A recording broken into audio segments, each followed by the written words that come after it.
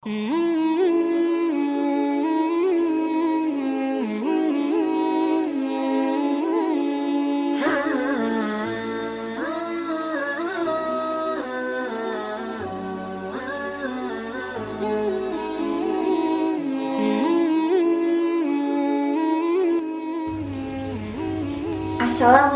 warahmatullahi wabarakatuh. Alhamdulillahirabbil alamin. Assalatu wassalamu ala asrofil anbiya'i wal mursalin wa ala alihi wa sahbihi ajma'in. Amma ba'du. Perkenalkan, nama saya Raya. Pada kesempatan kali ini, izinkan saya menyampaikan sedikit kultum bertema ikhlas dalam beramal. Apa itu ikhlas? Ikhlas, kata yang mudah diucapkan, tapi sangat sulit untuk dilakukan. Ikhlas artinya tulus. Ikhlas dalam beramal berarti tulus dalam melakukan segala aktivitas. Seorang yang ikhlas tidak akan mengharapkan pujian dari sesama makhluk. Dia tidak akan merasa bangga dengan apa yang dilakukan oleh orang lain, dan dia tidak akan kecewa dengan celahan orang lain. Konsentrasi amalnya hanya akan terfokus untuk mengejar keridhaan Allah. Sebagaimana firman Allah dalam surat Al-Baqarah ayat 5 yang bunyinya, Bismillahirrahmanirrahim. Wa ma umiru illa liya'budullaha mukhlishina lahud-din hunafa'a wa yuqimus sholata wa atuz zakata wa dzalika dinul qayyimah. Yang artinya, padahal mereka tidak disuruh kecuali supaya menyembah Allah dengan memurnikan ketaatan kepadanya dalam menjalankan agama yang lurus. Maksud dari agama yang lurus dari ayat tersebut adalah kita terjauhkan dari hal-hal syirik dan menuju kepada tauhid.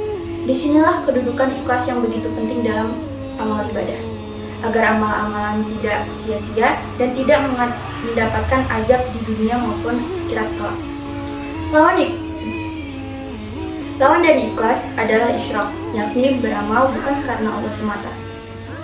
Isyrak merupakan benalu yang dapat merusak amal, karena amal yang disertai dengan isyrak akan menggerogoti pahala amal itu sendiri. Maka tidak dilakukan lagi. Seseorang yang beramal dengan disertai isyrak berarti telah terperangkap dalam godaan setan.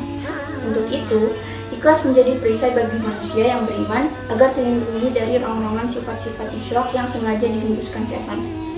Ustadz Susbudi Harjo dalam tausiahnya memaparkan agar tidak berharap kepada manusia ketika beramal, melainkan berharap hanya kepada Allah.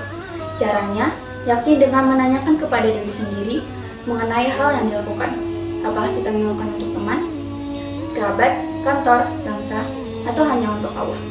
Hal ini perlu dilakukan agar hati kita tertata dan terus menumbuhkan rasa ikhlas di hati. Sehingga apabila mendapat cacian atau makian dari orang lain, kita tidak merasa sedih. Karena pada hakikatnya, kita melakukan itu hanya untuk Allah.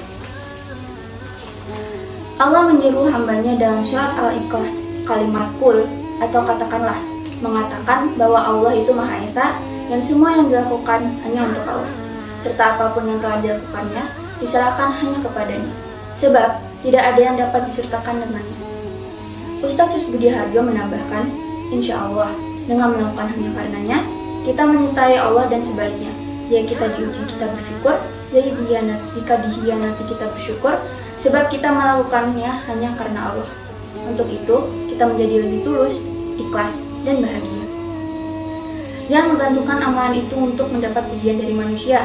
Alhamdulillah kalau dapat pujian. Kalau dapat makian, kita hanya bisa terima dan setelah itu memohon kepada Allah. Jadi, ikhlas dalam beramal adalah sesuatu yang harus kita lakukan dengan tulus tanpa pamrih. Tidak akan merasa bangga dengan yang dilakukan oleh orang lain dan tidak kesal, sedih, dan kecewa saat dihina. Kita jadi lebih bersyukur dan sabar menghadapi ujian dari Allah. Amalnya hanya untuk Allah, bukan untuk siapa-siapa. Demikian kultum tentang ikhlas dalam beramal yang dapat saya sampaikan pada kesempatan kali ini. Semoga bermanfaat dan dapat diaplikasikan di kehidupan sehari-hari. Lebih dan kurangnya mohon dimaafkan. Assalamualaikum warahmatullahi wabarakatuh.